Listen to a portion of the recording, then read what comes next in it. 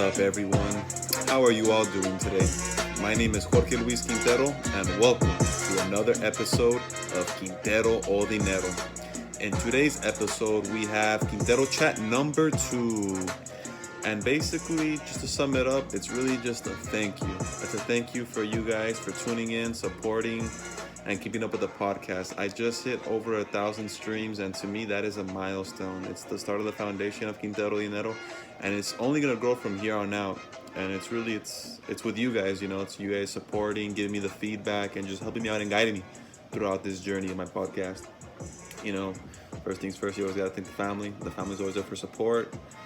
And speaking on that, I want to give a huge shout out to my two older brothers, Valentin Quintero and Hector Quintero. The first podcast I did with them so far has the highest ratings, and honestly, it's still getting ratings to this day, and it's growing. And that podcast wouldn't have been nothing if it weren't for them. They shared their knowledge, their wisdom, and cracked a lot of jokes.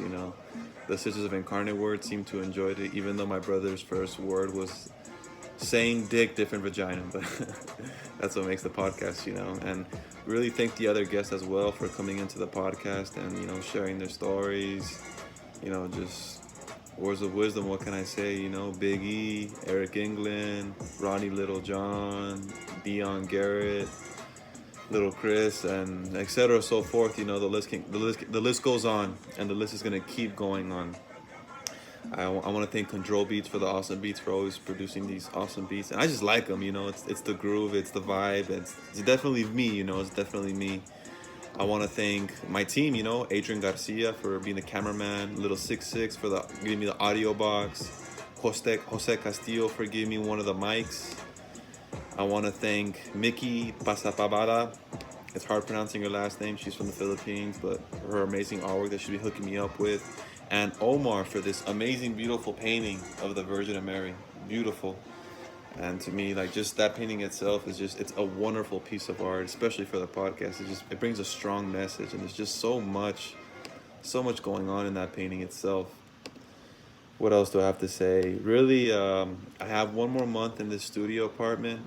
I know it's sad, but it's time for me to, go to a different chapter in my life. But with that being said, having my last month coming up, I really want to get as much podcast as I can get done. I love the studio. I love the environment, the energy, just, everything's surrounded here. It gets the bad spirits away, and it just brings in good, positive energy. And I love doing podcasts here. But like I said, it's time for a next chapter in my life. I took a little break from podcasting. It's been like a week and a half since I've actually done a podcast with somebody. It's also because I'm just trying to stay away from you fucking humans, You guys are sick with your diseases and whatnot. I don't even want to know, but whatever, try to keep my distance. But at the same time, you don't want to put your life on pause, for nothing. At the end of the day, us as humans, we have to keep going. We have to keep moving forward.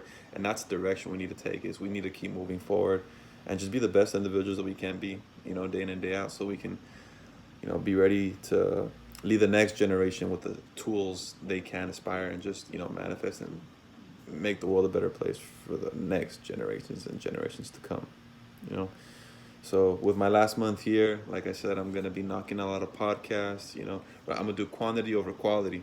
So the thing is, I believe in quality over quantity, but before you can get quality, you need quantity, because when you have quantity, you start building on the repetition, and the repetition with consistency. So when you start building that quantity, it becomes so fluent that it becomes subconscious. So then that quantity becomes quality. And then once you've mastered that, you're moving on to a different set of skills. And it's just, again, quantity becomes quality. And that's how it is. This is sports, different fields all over the world. Different fields, you learn that and you see that. You have to make sure you're watering your seed. You're planting your seed and you're watering it. I want to give a huge shout out to Eric England, my neighbor, who was on the podcast a while back. The podcast was This Is Now. And man, he's my neighbor, and he's literally growing his own garden in an apartment. It's crazy. I'm seeing his tomatoes, his watermelons. His watermelons are sprouting, they're blossoming. And that's what he wants to do, man. He wants to, grow his own food. And I think that's pretty badass, when you grow your own food, you know what you're eating. You know it's all natural, organic. You know, you're not putting any sprays or anything like that can contaminate it, or GMOs, nothing like that. You know what you're eating, and I think that's something that we should all start, taking into consideration, is that, we're never gonna run out of food. We can always grow our food. It's just we have to be patient with it too, though. That's the thing. When you start growing your own plant, you have to be very, very patient. There's gonna be times where you maybe not see progress, but trust me, there's progress. As long as you're watering it, giving it the light, taking care of it, nurturing it, and talking to your plant, it's growing. It's evolving. Just like whatever you're doing in life, plant that seed and keep watering it, and wait for it to grow, wait for it to blossom. So grow your fruits, grow your vegetables is very important, and I think it's just honestly pretty badass. I just started growing on my own jalapenos, and hopefully I can start having my jalapenos soon for tacos el chief. You know what I'm saying? And I'm gonna start getting tacos el chief going moving forward. You can count on that. You can bet on that. Don't sleep on it either. San Antonio, they're gonna be the best tacos. And always seek people for help. People are awesome at the end of the day. You can be dicks, but at the end of the day, people are awesome. And without them, I wouldn't have had a podcast. I've been getting so much help from people, critics and everything like that. And just people are awesome. I can't stress that enough. Reach out to people, seek for help. People that need the most help are the silent ones. Just to let you know. I myself was, guilty to that. I hate asking for help, but at the end of the day, we need to ask people for help. Just do, It takes two to push a mountain, I'll tell you that much. It takes two. So with that, it's each one teach one. When you become successful, you want to teach other people of how you got there. You want to give them those tools. You want to spread those tools, spread that knowledge, so we can start creating, better communities from within. We all talk about, we need to make the place a better place. All right, well, let's start with our communities. You know what I'm saying? Let's start with our community. Let's start building our communities, and with that, it's even as far as like growing plants, you growing your own fruits and vegetables from the community. My boy Eric England can start passing out fruits and vegetables. I think that's awesome. So, seek people, each one teach one, and then you start connecting and networking. Start building your team. That's important too. You want to build a team of people you trust. And just right now, it's the perfect time to start connecting and networking, especially with all these social media platforms. You can literally reach out to anybody from any different country with the time we're living in right now. Like, what a time to be alive, literally, You can connect with people from all different types of, different continents, and just gain information. If you really want to know what's going on at that place, ask, seek, understand. First, you need to understand before you can be understood. Seek first to understand. And as we're connecting, as we're networking, as we're building, we're growing, we're challenging the status quo. And that's what we need to do, is we need to challenge the status quo and challenge ourselves every day. If we want to be the best versions of ourselves, and if we want to pass on a great legacy to leave behind for the next generation, it starts with ourselves. Goes back to where everything that I've been saying, is planting your seed. We all have dreams, but if we want those dreams to become a reality, we have to have a goal to work to those dreams. So once you have a goal, you have a vision. Then when you have that vision, you see you start seeing the journey, the path. That's when you can start creating discipline. When you start creating the discipline, comes consistency, repetition, quantity over quality, then becomes quality, and then you just start mastering different things. You start understanding, and you get a different perspective of lenses of what you want to accomplish and how can you get accomplished. And again, seek people for advice. People are gonna help you. They're gonna be there for you. Hopefully, But also, you have to surround yourself with people you trust and you want to build and grow with. You are who your friends are. Iron sharpens iron too. So you want to make sure whoever you're with, you're sharpening them. Iron sharpens iron. Proverbs 27:7. That's very important. It's one of my favorite quotes from the Bible. I love it.